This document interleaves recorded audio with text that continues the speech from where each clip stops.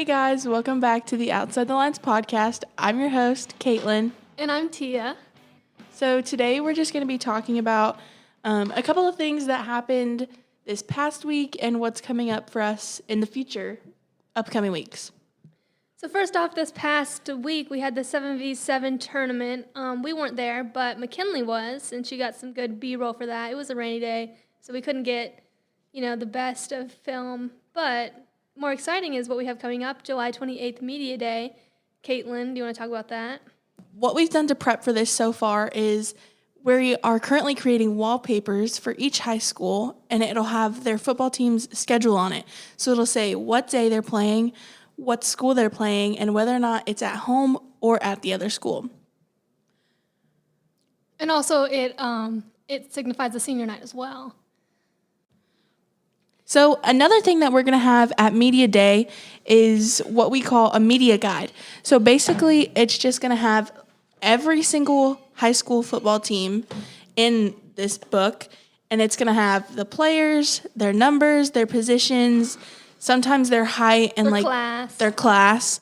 Also in the media guide, it's going to have the names of the coaches and I think the names of the principals as well as the coaching staff and their previous year records. And we're finalizing kind of a layout for that media guide. The past media guides have been a bit unorganized. Believe it or not, the coach's first priority is not making the media guide organized. I know, crazy. So the purpose of the media guide is for media outlets and newspapers around Williamson County to basically be able to know where and when each team is playing so that they can show up to say, for example, like a rivalry game like Independence versus Summit. They'll be able to know when and where it's at, and so they can show up and get footage of it. While we are working on that, we also are working on a more engaging type of setup for our podcast. So what we are currently working on is making a setup to film our podcast. So instead of just our logo being in the YouTube video, you're going to get to see us talking through the podcast, and yeah. We have about 4 cameras set up, so I think it's going to be a lot more engaging, especially for me.